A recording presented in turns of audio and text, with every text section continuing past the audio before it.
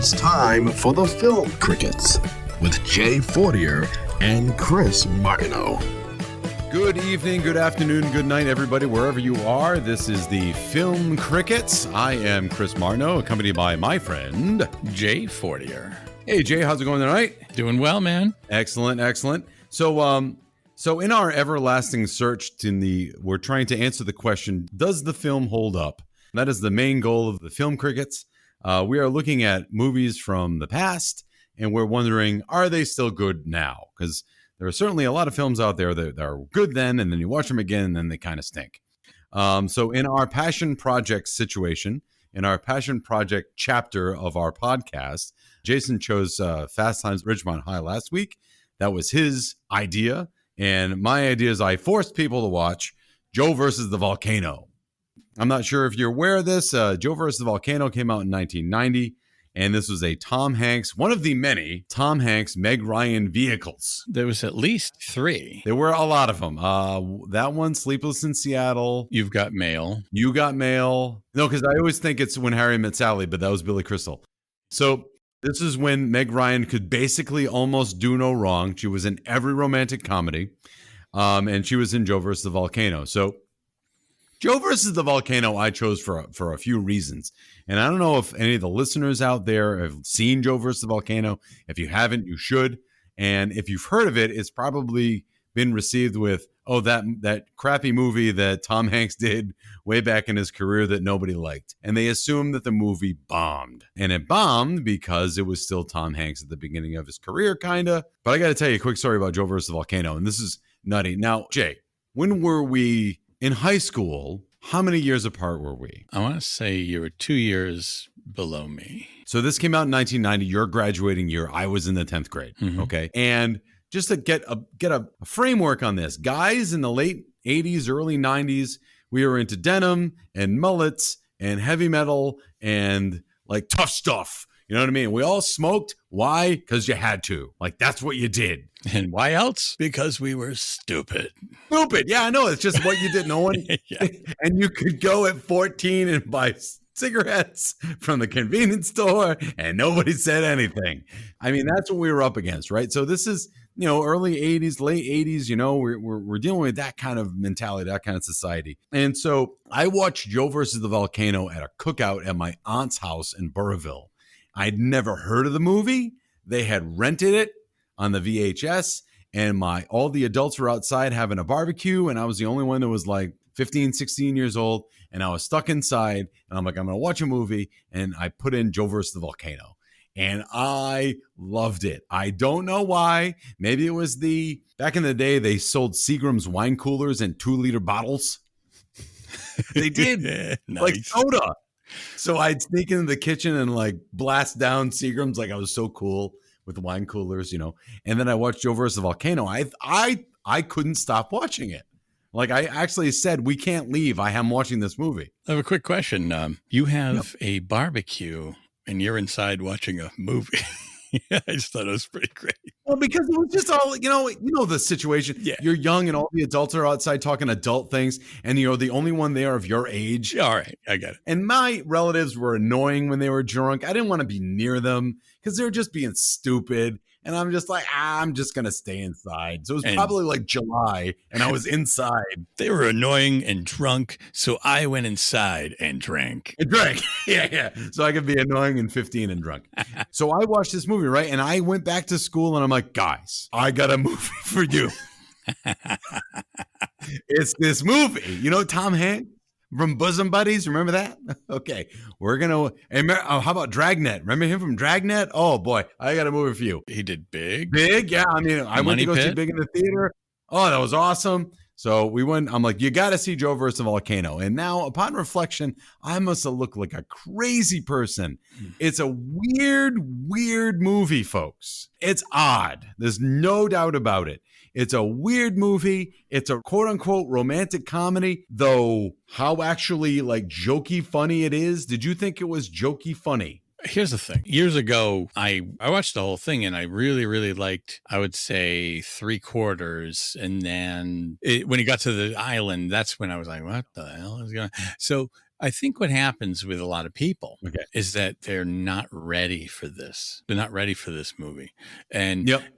the trailer kind of doesn't Mhm. really tell you what type of film it's going to be as far as what you get. You expect Nope. kind of this fun little Harry Met Yep. Sally type fun movie, but this guy, for some dumb reason, is going to have to jump in a volcano. Okay, but Meg Ryan's in it. All these other people that have, you had this sort of a track that you have already followed in the past. So you look at this and you say, hey, I'm going to see this type of movie. But then you get there and it's Yep. kind of a way different type of film. So then you're thrown by that. And then that's so easy at that point to say, screw this movie. It sucks. Yep. Right in the opening credits, and you see in bubble letters, Tom Hanks. You're thinking, and it's almost like in a Comic Sans typeset. You're like, oh, we're in for some funny shit. Oh, this is going to be goofy. And right away, right after that scene, where do we see Tom Hanks? Tom Hanks, his name is Joe Banks in this movie. And at the opening, we see that Joe Banks is a miserable person in a miserable world. I mean, that's basically it. His job is to go to I forget the name of the company. I didn't write it down, but they make rectal probes and the lubrication that goes with the rectal probes. And he walks in a single file line, actually on a crooked road, but we'll get back to that later. Everybody is as miserable as him. They're all walking with their heads down like that 1982 Apple commercial that introduced the Macintosh. They're just all single file. Everybody is just conforming that we have to work. This is what we do. And you see a daisy growing out of the sidewalk that everybody is missing. And then eventually, oh, maybe the daisy, the one thing that's beautiful, won't get crushed. And then finally a woman's shoe crushes it. So with it, we start, we're thinking, oh, it's going to be Tom Hanks and Comic Sans. And then the opening scene is the most miserable, depressing, but not like depressing like people are shooting each other. But like, so what does the movie start with? It starts with a fairy tale. It starts as once upon a time, there was a man named Joe who had a lousy job. So it sets up that Joe has a miserable existence. Joe Banks has a miserable existence. Tom Hanks is not the big Tom Hanks. He's not the bosom buddy Tom Hanks. He's not these quirky comedy Tom Hanks. He's going to do something that is where he's miserable. And we haven't seen that. And I think that kind of sets people off at first. So that's your first impressions of the movie. So Tom Hanks, it works for this rectal probe company. And he is basically, would you say he has post-traumatic stress disorder? I just think, I don't know, like, I think later you find out maybe that might be the case, but not, I wouldn't say you get that impression now. No, not off the bait, not at the beginning of the movie. He just looks sad. That right? He looks sad. He fell into the trap of the job that he sort of had to have, and he didn't want to quit because it's a job, and everyone else not only didn't want to quit, right, because he's defeated, scared to quit. So him and the 800 other lemmings that are walking very slowly, methodically into work. Like, it's just the worst thing ever. And you could, but I say brilliantly captured that. They go inside and you see the fluorescent lighting is the worst color you could ever imagine. Everything's miserable. And everything is, Tom Hanks is pale. Like, he has no blood in his body at all. He's just a zombie, just like everybody else is a zombie. They're just, and they're walking into work into the rectal probe factory and spewing out Vaseline to aid in the rectal probe work. And again, you got to give it up to John Patrick Shanley. Got to talk about him in a minute. But John Patrick Shanley, who wrote the movie and directed the movie, he chose as the opening song is 16 tons. So you got 16 tons. What do you get? So if you listen to the lyrics, it sums up everything. Float 16 tons. What do you get? Another day older and deeper in debt. Says Peter, don't you call me, 'cause I can't go. I owe my soul to the company store. Talk about, like, you're not getting to heaven. you've sold your soul just because you want to make your money so that you can keep, basically you're making your money so you can have your stuff, so you can go back to the same place to make the same money, to buy the same things, to go back to your, this not is just depressing. that, but he steps into 2 separate puddles on his way into work with a sole on the bottom of his foot that's just like all destroyed. So picture, this is probably February, March, cold, miserable time, captured perfectly by the camera and the atmosphere. And what's the last time of year you want your foot to be soaked?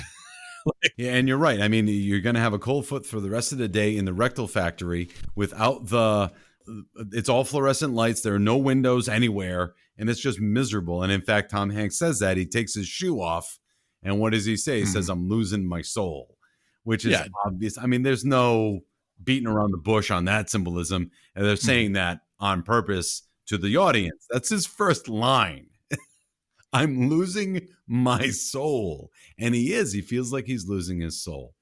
So we're introduced to a bunch of people. He has a miserable existence. He's constantly complains that he's sick, but he's not sick. He's sick in his soul, and it kind of permeates to his physical well-being. But Joe's a hypochondriac. Right. There's nothing wrong with him. He just thinks he's always sick. And at the beginning of this movie, we see originally there's a shitload of symbolism in the movie, which again, they marketed it as a comedy, but there's an assload of existential symbolism in the movie. So the first thing he does, he gets to work and he takes out the lamp. So the only good lighting in the whole movie is the lamp that he sneaks in his desk, and it's a lamp that has like a Hawaiian tropical feel, which is basically where he ends up at the end of the movie. Again, spoiler alert, he jumps in a volcano in the middle of the South Pacific. But his lamp has images of the South Pacific. So if you think about it, if you see the end of the movie, the only comfort he gets in this world is this kind of like Tahitian or South Pacific themed lamp that you'd find in a child's room. And that's where he's going to go die. You know what I mean? So the only solace he has, and we don't know that yet, but the only solace he has is that's where he's going to go die. And that's the only thing that gives him joy. But then his boss comes in and says, put the lamp away. This isn't your bedroom. This is work. Only highlighting more of how much life just sucks at this point. His boss doesn't help because he says to him, you know, what do you have another? So Joe Banks, Tom Hanks wants to go on I got a doctor's appointment later, and he's complaining about his throat and how his head hurts. And Meg Ryan, the first time we see Meg Ryan 3 times in this movie, it's 3 different characters. She's the secretary in the rectal plant. And she says, Joe, what's the matter? And he says, I just don't feel good. And then his boss says, what's the matter with you? He goes, I just don't feel good. And that's horrible, because if you knew what was wrong with you, you could say, well, I've got adenoids, I've got thyroid, I've got emphysema. You can pinpoint it, but all he's got is, I just don't feel good. And for those people that are depressed or struggle with depression, you can't put a finger on what's wrong with you. You just keep saying to people, I'm tired, I don't feel good. And that's horrible, right? So, yeah. And then his boss doesn't help. So his boss comes in and says, you know, what, are you going to the doctor again? He says, yes. And he goes, what's the matter? I don't feel good. So what? I don't feel good. Nobody feels good. I feel rotten. Doesn't get in the way of my job. That is a mentality that a lot of people absorb. You're in the workplace. I'm in the workplace. Like, I don't care that you don't feel good. Go do your job. There's nothing wrong with that, by the way. You know, there's nothing wrong with saying, well, I got a job to do. I got to do it whether I feel good or not. But that's certainly not what we're getting from this movie, right? We're getting that somebody is saying to Tom Hanks, no one cares how you feel, do your job. That's a horrible thing. Especially to go when to you're every feeling day. that bad. Granted.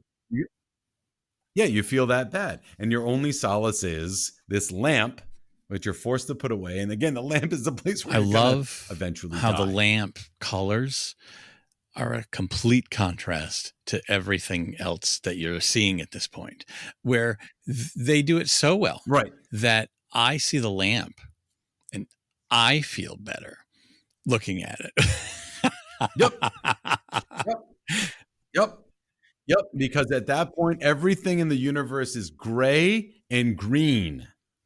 And people's complexions are green and gray and white, and it's gross. And that lamp, and it plays music, and you actually do feel better, right? Because the rest of life is miserable. The image of the lightning bolt comes up a lot in this movie. We see lightning bolts about a half dozen times, and the image of volcanoes obviously comes up about a half dozen times. So the first time we see the lightning bolt is the path into the rectal plant is a lightning bolt. The symbol of the plant is a lightning bolt, and we see on the lamp we see a South Pacific image, so that's going to be your volcano, right? But I like how the symbol of the miserable plant deals with rectal probes, has a lightning bolt attached to it. Yeah, we don't screw around when we're going up your bottom. That whole scene where he enters work is the most miserable, man, just inane conversations, people that are half asleep, a secretary just banging away on her keyboard, which is Meg Ryan, and it just sucks the life out of you. It just does. So anyway, so here's Tom Hanks, and we find out that Tom Hanks is a hypochondriac. He goes to his doctor's appointment, and the doctor, played by Robert Stack, says that you have a brain cloud. So Tom Hanks, the reason he doesn't feel well, actually, he doesn't feel well because he's a hypochondriac, because he has PTSD because he was a fireman and he risked his life several times and got scared because he almost died several times. So now he has post-traumatic stress disorder, and he constantly doesn't feel well. He feels like he's going to die basically all the time. And the doctor says, there's actually nothing wrong with you because you have not brain cancer, a brain cloud that is inoperable. You has no symptoms, but you're going to die in 6 months. Goes down the center of your brain somehow, like down the dead center. And yeah, but he also says, and don't worry, it's not going to hurt. You're just going to eventually just die and your body will follow. Yep. And that's it.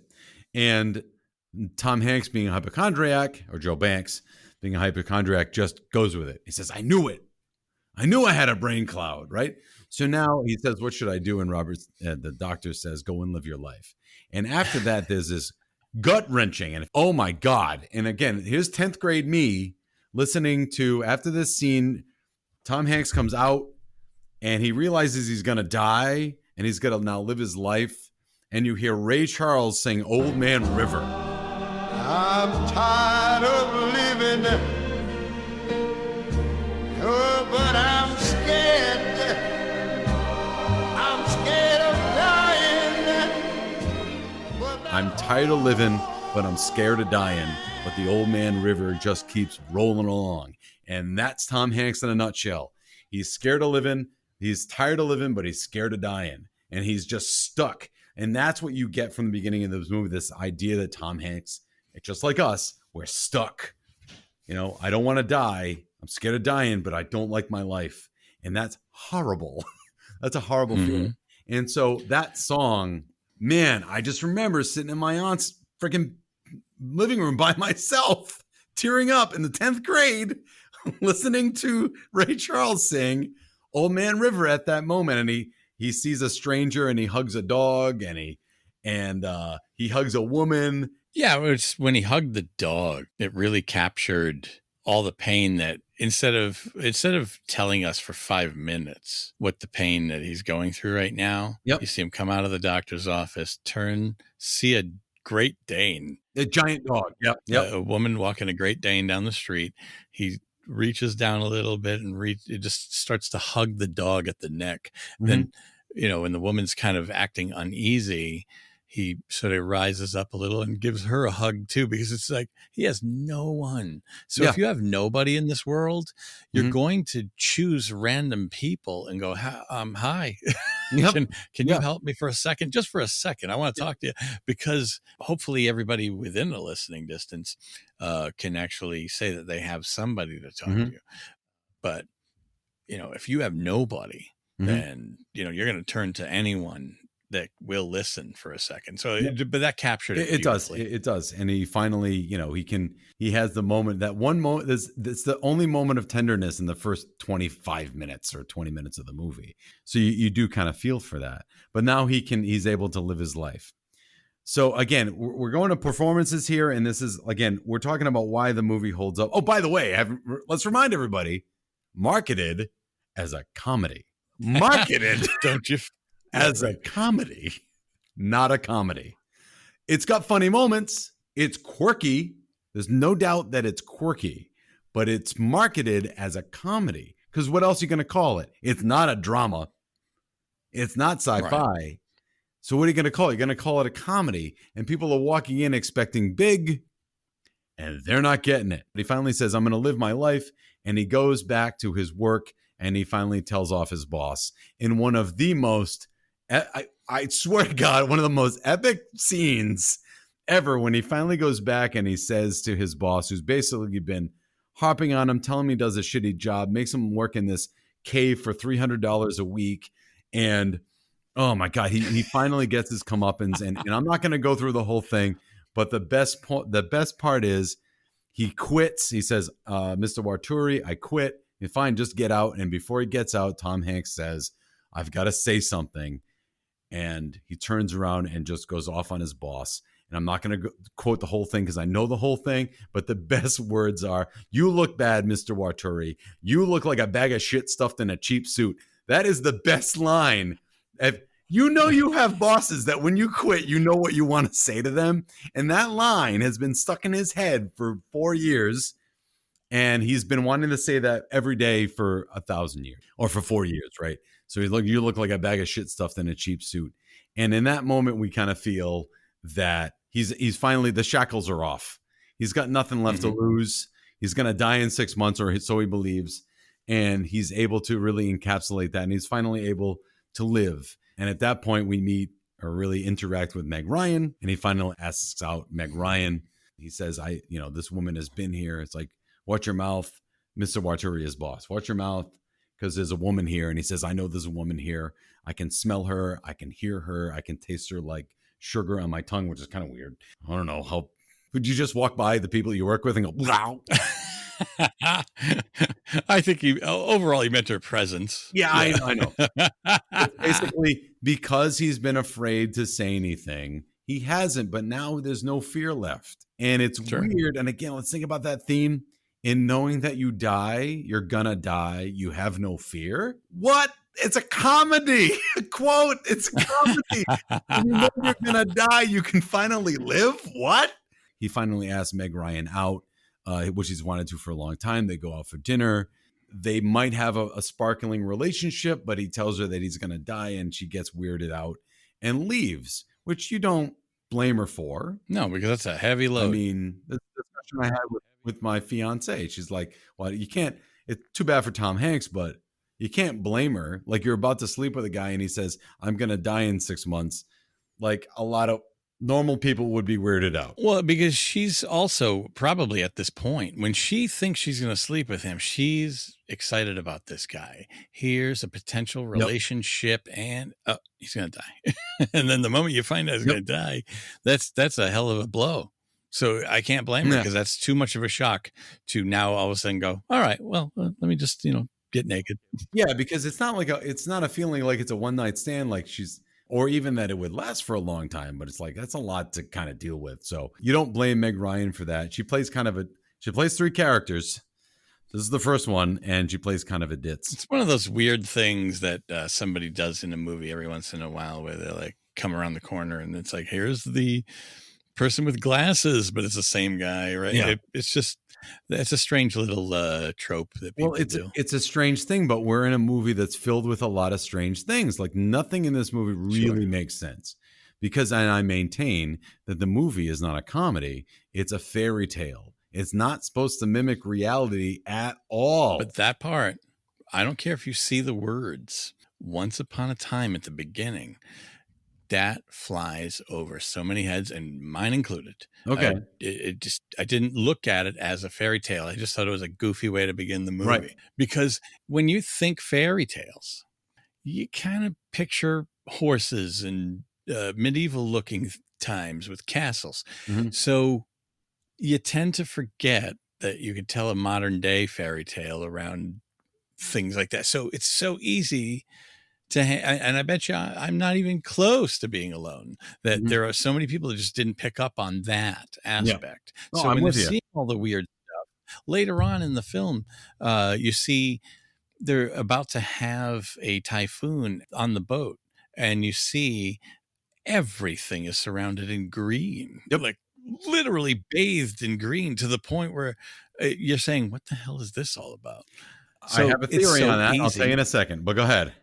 Sure. But I'm saying stuff like those moments could make anyone go, what the hell am I watching? Because it's just too much. It's too weird. Like if you're not picking up on, and that's the fault of the director. That's the fault of John Patrick Shanley. He's only directed 2 movies, but he's an Academy Award winning writer, and he wrote Moonstruck. And he's a playwright before that. And I think he got a Tony. I think he got a Tony for something. So he knows what he's doing. He knows how to write a movie. Moonstruck's great. I mean, I never saw Moonstruck till I met my fiance. You should watch Moonstruck. It's funny. Nick Cage actually in a movie where he's not completely wacko. Like, You know what I mean? How they bag on Nick Cage in the other podcast. Like, he's actually good in Moonstruck, and Cher's in it, and you don't hate her. The other podcast being How Did This Get Made? One of our favorites. Yes. Just didn't want people to go, what podcast are you guys talking about? You should watch Moonstruck. It's good. He's a really good writer. And so they gave him a movie to direct, and he wrote it well, but there are some choices, not only in how you did it, but also in the direction that you gave the actors that is questionable. Tom Hanks makes some questionable acting decisions, and the director says nothing about it. So, and the theory I have is the following on this too. Before he quits his job at the rectal plant, he goes to his desk and he takes out 3 books. One of them is Robinson Crusoe, which is just adventures in the tropics. The other one is Romeo and Juliet, and that's going to reference the romance that he's going to encounter. And star-crossed lovers, by the way, right? They're star-crossed, him and the first Meg Ryan. And then the last one is the Odyssey. And the Odyssey is an epic poem, right, about Odysseus, and he's going on an adventure. In the Odyssey, and just like any Greek tragedies, gods are always intervening where they shouldn't. And most of the characters we see after this point, you could almost say are kind of Odyssean gods, the Greek gods, almost. Ossie Davis. Oh my God, Ossie Davis is in this movie. Ossie Davis is a limo driver when he's taking Tom Hanks around. He's a character that he's just there to inform Tom Hanks what to do. We see when he goes on, hold on, rewind. The point of the volcano is, so Tom Hanks is going to die. He meets up, Lloyd Bridges finds out he's going to die, and he says to him, I run a superconductor company. I need a mineral called Boobaroo, which doesn't exist, by the way. And it's only found on this island called Waponi-Woo, which has a giant volcano on it. And the volcano is about to explode. And the people of Waponi-Woo don't have anyone to appease the volcano gods. And we need somebody to jump in the volcano. You're going to die. Why don't you jump into the volcano? And up before you jump into the volcano, I will give you can buy all the things you want and eat all the finest restaurants, and you can go in limousines, and I'm going to put you on a yacht, and you're going to go out to the Pacific island of Waponi-Woo, and there you'll jump in the volcano. And he says, what does he say? Live like a hero, die like a man, or something like that.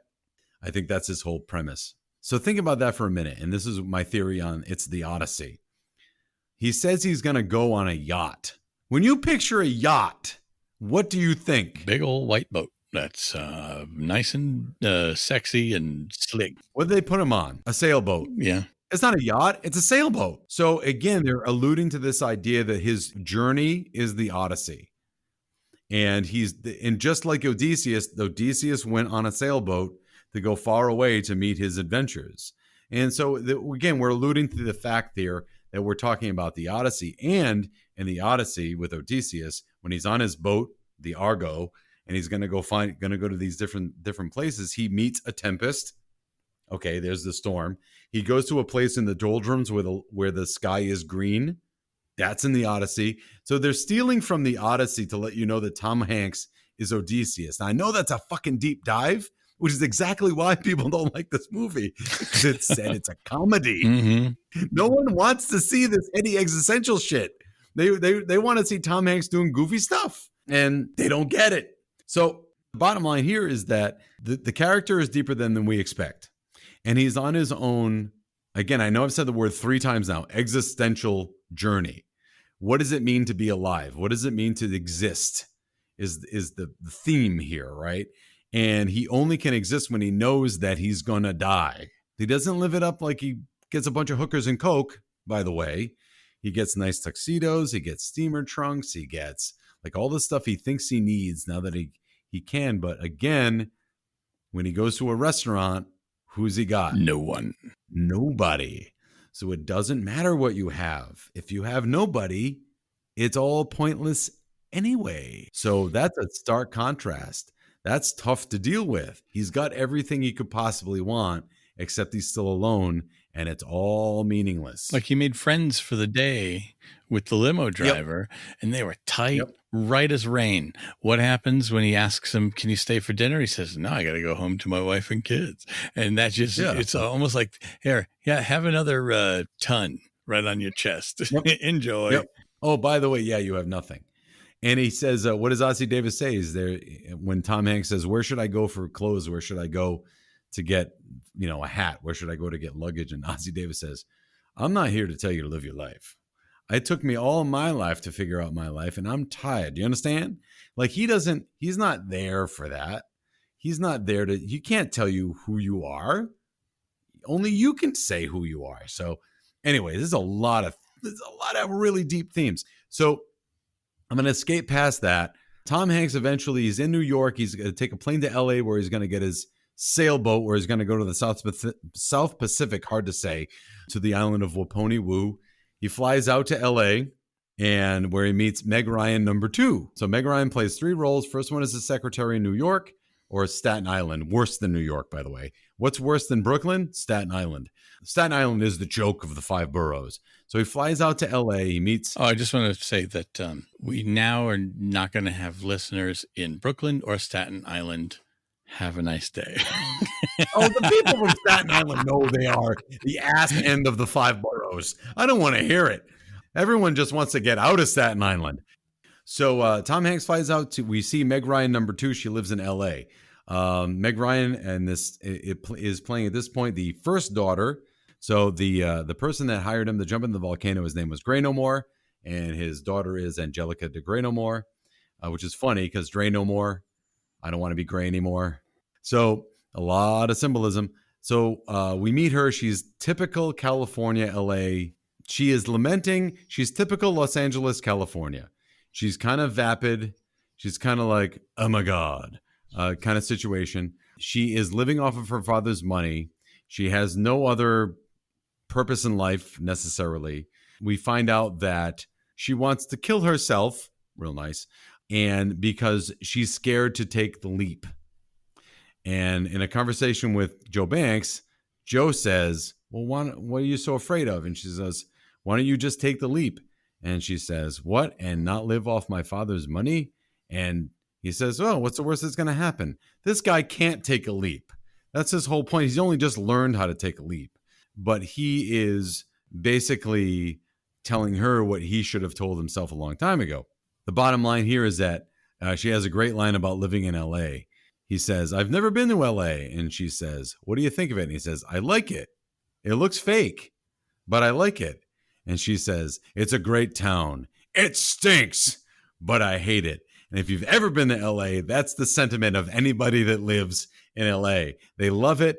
It sucks, but they love it. I don't know why. It's hard to explain, but I've met a couple from people from LA and they all say the same thing. It's great. It's kind of terrible, but it's great. I don't know what that means. So what we find out here is that after meeting with her, he has to her job is to get Tom Hanks on the yacht, the sailboat, so they can sail out to Waponi, and he drops she drops him off with Meg Ryan #3. And this is the half sister of the second Meg Ryan, who is a little more down to earth and has her shit together a little bit better. And she has been hired by her father to pony Tom Hanks over to the island where he can go and jump into a volcano and kill himself. What we get out of that is that this Meg Ryan is more down to earth, but she still has sold herself to her father because she said, my father will give me this boat if I sail you out to this island. So as much this third Meg Ryan, who eventually Tom Hanks falls in love with, is very grounded, has a good heart, has a good soul, but she still feels bad because she feels as though she sold herself out for a boat. So she's still living off her father's money, much like second Meg Ryan, who is also living off of her father's money, but has no soul, effectively, or at least is very tortured by the fact that she doesn't have a soul. Eventually what happens is the two fall in love on the boat because they realize that they're both lonely souls and that they kind of belong together. And it's through their kind of solitude that they find that they're a good match. But lo and behold, the sailboat gets caught in a storm. The Tempest, again from the Odyssey, gets struck by lightning, which is a lightning bolt, which looks just like the path and the symbol of the rectal probe factory. Again, symbolism coming back. And eventually they end up on the island. Now, Jay, is this where the movie falls apart for you? I liked it a lot better yesterday. The first time I saw it was in 1990 and was just, like I said, not ready. Mm-hmm. So this time I just tried to watch it with, older eyes and different eyes. And sure. I guess I wasn't like everybody else, I didn't expect to see what I saw in 1990. Okay. Now I was at least ready for odd. So I was embracing it as, okay, this is going to be strange. Let me see if I can enjoy this anyway. So it was definitely better. Okay. But that's definitely the part where things were just way too out there for my taste. Well, let's again, we're talking about this comedy. Again, it's a comedy, but really, again, it's a fairy tale. And we get to this island, and the island is inhabited by a cross cultures of Hebrew, Greek, Latin, and Polynesian. And so they finally make it up to the island where they meet the Waponis, and they're greeted by a bunch of people singing the Hava Nagala in another language. What is going on? So they finally get there, and these people are hooked on orange soda. And the name of the soda? Jump Soda. Okay. It's called Jump because they got to jump in the volcano. It's only orange soda, and they're hooked on it. And basically the reason that our hero from this tribe has not jumped into the volcano to appease the volcano god is because they're all hooked on orange soda and no one wants to do it. So now we meet Abe Vigoda. Yeah, it keeps getting weirder. Abe Vigoda, fish from Barney Miller, because everybody before 1990 knows exactly what Barney Miller is, because we all watch TV 38 in the afternoons and watch every episode of Barney Miller, and then the spinoff Fish. What? No. And by the way, Abe Vigoda, I'm not sure, might be still alive at 114 No, years he old. just died not that long ago. So he must have been like 100 and something. I kept assuming this guy was dead. And then it was like, oh no, he's still alive. I think it was something like 2014 or something like that. Really amazing. Gotta look that up. Looked ancient until then. So Abe Vigoda. So everybody knows that anybody that wants to look Polynesian should look like Abe Vigoda. But he's the head of the tribe, and basically they take in Meg Ryan and Tom Hanks. Oh, by the way, I love the cameo by Amanda Plummer, who is on the yacht. Amanda Plummer is the lady from Pulp Fiction who says, "Any one of you motherfuckers move, you're gonna get," when they hold up the diner. That's Amanda Plummer. She's in this movie. Don't know why. Abe Vigoda died in 2016 at age 94. Wow. I know. So wait a minute. He wasn't that old. I know. He always looked old. Yeah, he wasn't that old. Anything he was in Fish, he was in Barney Miller. He looked old. Yeah, but he wasn't that old. I know. Wow. Now listen, there are many things in this life that I would like to be blessed with, and that is not one of them. No. Looking 90 when you're 60? No. Oh my God. Abe Vigoda just died. For the love of God, Christ. Please don't make me look that old. Yeah. So at the end of the day, and this is the problem I have, most people have with the movie, is that we get to the island, Tom Hanks and Meg. Well, Tom Hanks says, "I'm going to jump in the volcano." That's what it's hard to do. Meg Ryan and them, they realize they love each other. And so Meg Ryan says, I love you. And Tom Hanks says, I love you too, but the timing's all wrong. And says, I'm going to the volcano. And that's the only thing I have a problem with the movie is that Tom Hanks is depressed at first, then he turns into a kind man.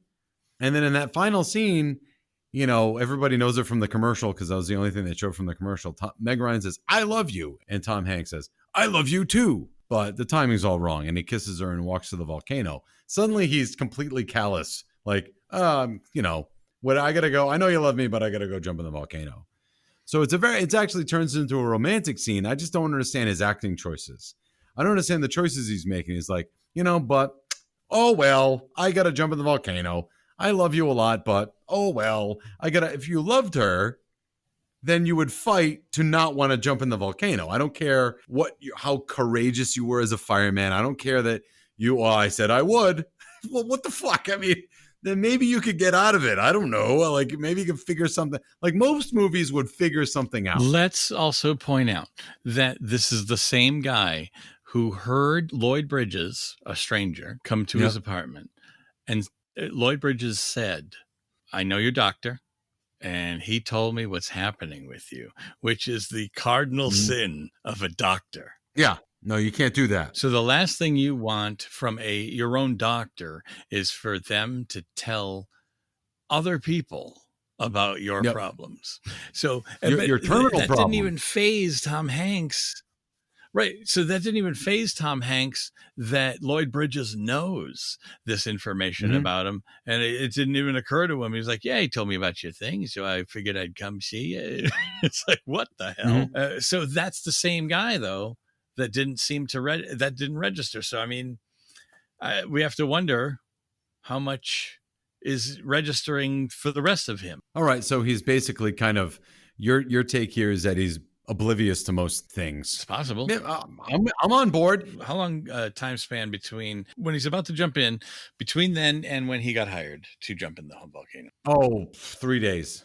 Okay. Max. So really not a lot of practice in his newfound life. True. So maybe he just still at this point, like, I don't know what I'm doing. Maybe he's just so used to. All right. So he's got a new outlook on life, but he's just doing what he's told. Yeah, because I mean, he's still. Who knows? I like that. I don't like the acting choice though. That's all. That's all I'm saying. Sure. Like I actually, with older eyes, I like that part less than I did before, but I like the other stuff more than I did then. Which I don't know if that makes any fucking sense, but whatever.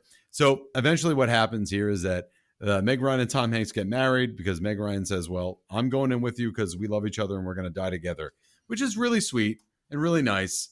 They jump in the volcano. They're married by Abe Vigoda. They jump in the volcano. with the least ceremonious. Yes. Ceremony. I guess ceremonious, the word I'm looking for. A ceremony with the least amount of ceremony as possible. Yeah. You want to marry her? Yes. You want to marry him? Yes. You're married.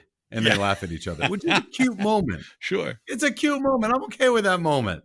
Like, that was tender. Like, for those of us that got married, you're like, maybe you don't want all the pomp and circumstance. Just, are we married? Yes. Okay, we can move on now. My upcoming nuptials are going to be not much different than that, to be quite frank. What's that movie where the guy goes, Do you? Good, you're married. Oh, that's Spaceballs. That's it. That's what it was. That's Spaceballs. It's been a while. Yeah. All right. Because he keeps trying to do the ceremony. So anyway, so they jump in the volcano and a miracle happens and the volcano spits them out. Impossible. But again, it's a fairy tale. Once they realized that they were committed to each other, they found love. The gods, whoever they are, they said, you know what? We'll spare them because they finally figured themselves out. They went through enough life together being alone. They went through enough life being sad. So you know what? They made the leap and we'll spare them. So the gods spared Tom Hanks and Meg Ryan because they're in love. But the gods have no problem wiping out an entire population as the island sinks and all of the population dies. No one thinks about that one.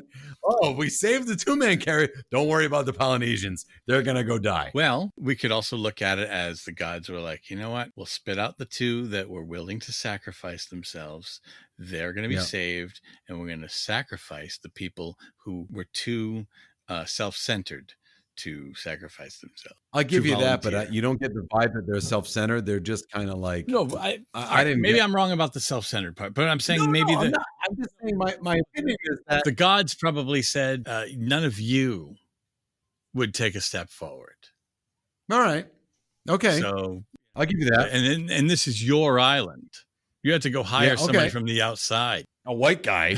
Well, then again, a lot of them were white. That's the point. Yeah, very valid point. Nathan I'm Lane, looking around going, like, what type of primitive island is this? There's all a bunch of white people. Yeah, white people singing the Habanagala, drinking orange soda. Nathan Lane also in this movie. Yes, very Nathan Lane, deeply covered in makeup, though. See, I had to guess. I didn't know. I love Nathan Lane. In 1990, I wouldn't have known who Nathan Lane was. No, me either. Now I heard his voice and I went, hey, I think that's Nathan Lane. Nathan Lane. Yep. It's Pumbaa. It's the guy, Birdcage, one of my favorites, by the way. Birdcage, so good. Anyway, so they spit him out. And then basically at that point, we come to the resolution that Tom Hanks is married to Meg Ryan. They are in love. They're floating in the middle of the Pacific on the trunks that they bought earlier. And that probably Tom Hanks was set up in that he doesn't have a brain cloud. The doctor who he went to was the doctor of Lloyd Bridges' character, and Lloyd Bridges needed somebody to jump into a volcano, and so the doctor told him something wrong so that he would think he didn't have anything to live for and would jump into a volcano. So at the end of the day, Tom Hanks was duped, but now he has a new outlook on life, and we do have hope for them. They are kind of floating in the middle of the Pacific on trunks. The movie ends with, and they lived happily ever after. So again, it's a fairy tale, and it ends with a classic, the end. And that's the movie. And I got to say, there's one more thing, and it really kind of sums it up. And again, and this is the reason I wanted to do the movie, because does it hold up? The question is, does it hold up? I'm going to get to my final judgment on that in a minute. But does it hold up? And there's a scene when it was basically the yacht sinks because it gets hit by lightning. It goes down. It's just him and Meg Ryan floating on the trunks until they get to Waponi Woo. And Tom Hanks is taking the only water they have, and he's giving it to Meg Ryan, who's been knocked out because of the accident. So she's unconscious, and he starts to dehydrate, and he hallucinates in the middle of the night one night because he's been dehydrated and he hasn't been drinking any water, and he's in the middle of the ocean, and he sees the moon rise, and he says, "Dear God, whose name I do not know, thank you for my life. I had forgotten how big." And that's it. Not how big it was. I had forgotten how big. And at that point, to me, and this sums up the whole movie for me, and I cried in the 10th grade at that scene. I'll be frank.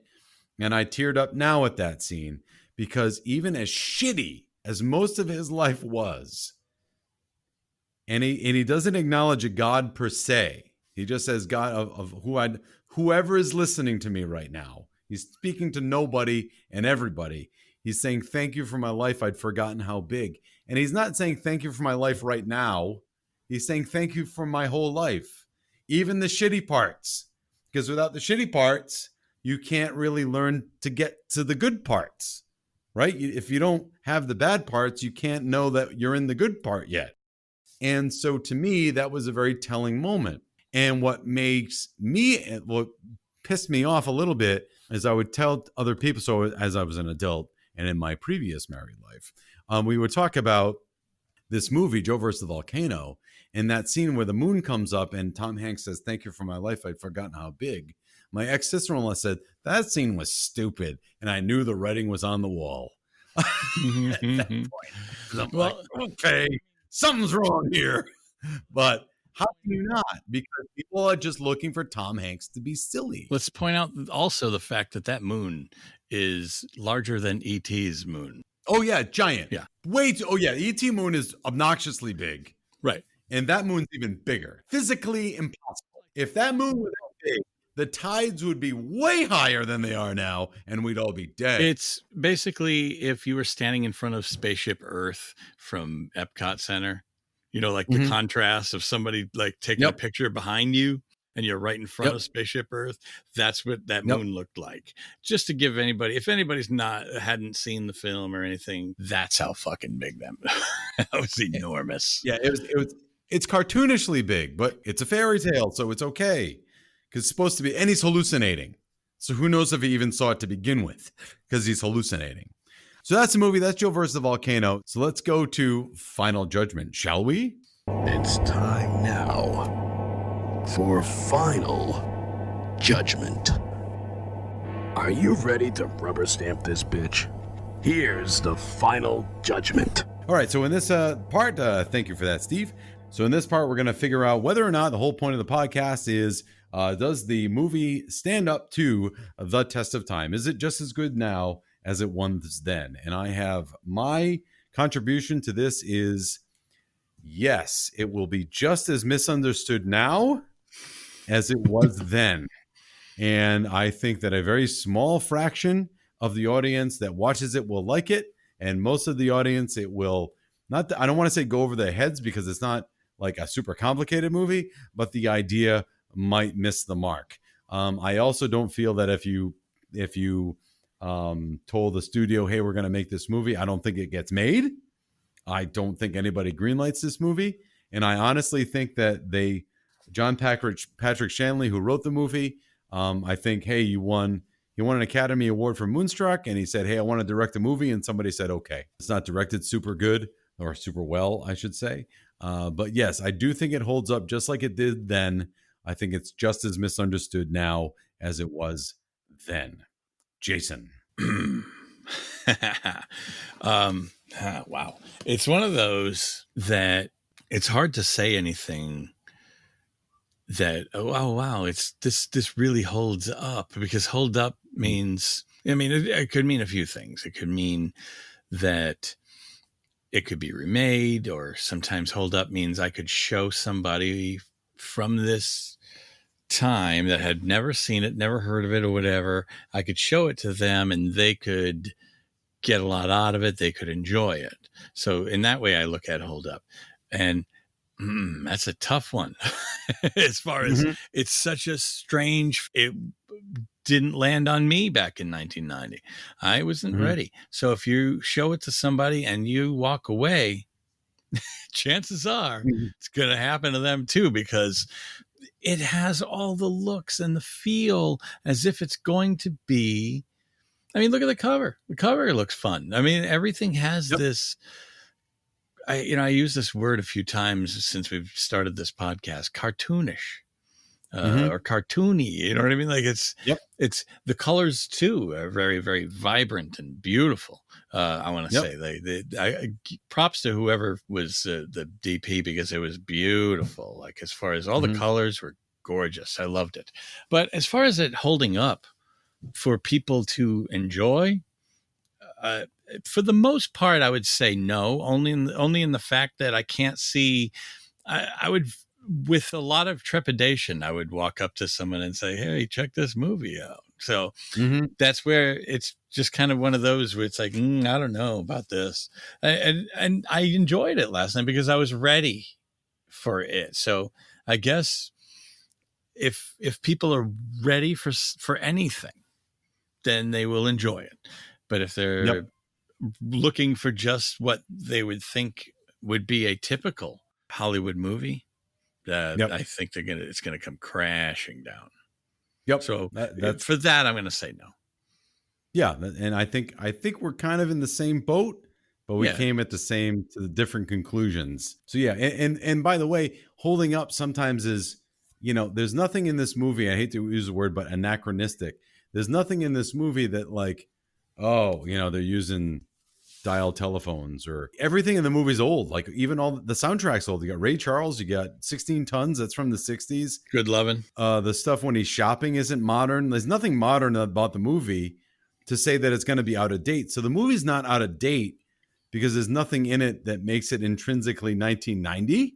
It's not like we're watching Friends. So it just, you're right. It's If you didn't get it in the 90s, you're not going to get it now. So it's hard to say. I think it would. For the record, though, the movie did make money. Yeah, not a lot. It was a flop as far as the response, that I think the way people received it. Yep. People were just miserable about it. Apparently, there's an alternate version, but I don't know. There's an alternate ending, but I don't know how true it is. I'm just reading. By the way, but yeah, real quick. The hammerhead shark, did it not look like, it almost looked like Sloth from the Goonies? Like, you know, when the eyes went, it was like, I was expecting him to go, I'm drunk. My theory on that scene where they go fishing is that was in post-production. Somebody watched the movie and said there isn't enough goofy Tom Hanks shit in this movie. And they made him like fish and like bobble the fish and like jump all over. Do goofy physical comedy because there weren't enough yucks in this movie, and they said we got to get him to do something stupid. Yeah, that dance. The dance, yeah, that's another one. He's on the trunks, and they said he's not doing enough silly shit. We got him to get him to do, and that's why that hammerhead shark, which is obviously a puppet, really terrible. Like it's obviously just a puppet. That they threw that in at the end because somebody said, you know, the test audience says there's not enough funny stuff. Can Tom Hanks do stupid stuff? And so, can you do big dancing? Like that sort of thing. So, all right. So that's our take on our final judgment. I do recommend it, but go at your own caution kind of thing. Mm-hmm. All right. So now we're going to get in the program where we're about finishing up and we're getting off of these passion projects. So we had Fast Times and we had Joe Vs The Volcano. But now we're going to go into the random movie generator. So what we're going to do here is we are randomly choosing a date between 1980 and 1989. I have done that with my handy dandy Google random number generator, and I have come up with the year 1983. So we're going into 1983. Jason is going to roll the dice. It's a 10-sided die, and wherever it lands, that's the movie we're going to do next time. So, Jason? War Games. Oh, my God. Thank goodness. Woo! Fucking War Game. All right, I'm in. Number 5. Did I say it was 5? All right. Did I say it was 5? Yeah. All right. So number 5 is alive. We are doing War Games. Yeah. Sorry. Another Dabney Coleman. No, it's funny. But he's not a prick in this one. Well, he hates kids. Mean.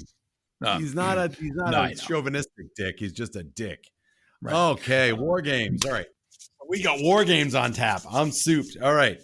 Fucking love War Games. Okay. So next week we're going to be next episode we're going to be doing War Games. That's the die has spoken, and so we will review War Games and see if that holds up to the test of times on here on the Film Crickets. If you want to follow us, you can find the link on Facebook at Film Crickets, I guess. And enter the Film Crickets in Facebook, and you'll be in business. All right, and you can follow Film Crickets on Twitter and on the YouTube page, Film Crickets. You can look for the link. Or on, I will make sure that it gets out there where everyone can see it.